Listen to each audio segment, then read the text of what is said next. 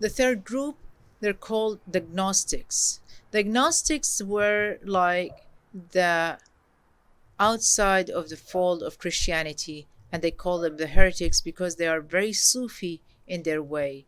They are very mystical and they are very secretive. They did not talk too much about their doctrine. They believed in the dualism. This means that there is both in the creation and in man a mix of good and evil that is distinguishable, and they exist side by side. God is seen as being two different gods. There is a God who created, then there is a secret God who is unknowable. They believe in cosmogony, origin of the universe. In creation, there is a contrast of spheres, often called light versus darkness, spirit versus flesh, and knowledge versus ignorance. Immaterial is good, which is spirit, and material flesh is bad. Gnosticism was a heresy that was rampant in the Roman Empire from about the 2nd century.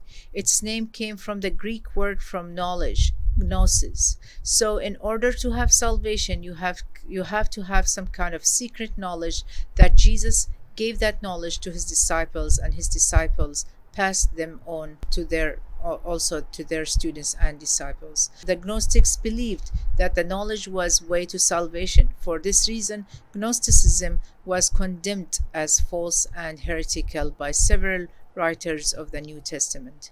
The Gnostics consisted of diverse groups, from high-minded ascetics to licentious charlatans. And so the library that was discovered in Nag Hammadi in Egypt, which goes back to the 2nd and 3rd century, most of these gospels, such as the Gospel of Judas, the Gospel of Mary, the Gospel of Peter, they claim to be written by Gnostics. Some of these books actually, they are aligned too much with the Quran. For example, the Gospel of Peter, where the Quran says that Jesus spoke when he was a baby.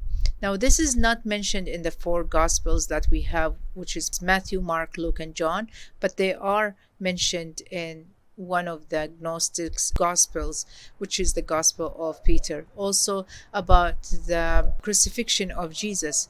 The Quran says that Jesus was never crucified or was never killed. However, in the Gospel of Judas also saying that Judas actually took the place of Jesus.